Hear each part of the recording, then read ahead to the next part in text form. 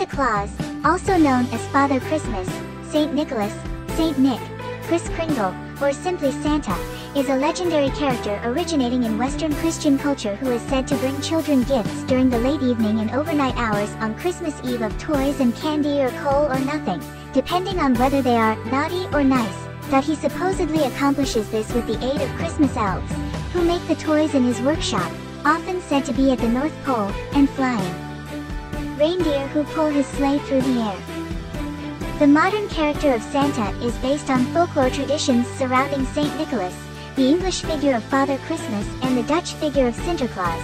Santa is generally depicted as a portly, jolly, white-bearded Caucasian man, often with spectacles, wearing a red coat with white fur collar and cuffs, white fur-cuffed red trousers, red hat with white fur, and black leather belt and boots, carrying a bag full of gifts for children. He is commonly portrayed as laughing in a way that sounds like, ho ho ho. This image became popular in the United States and Canada in the 19th century due to the significant influence of the 1823 poem, A Visit from St. Nicholas.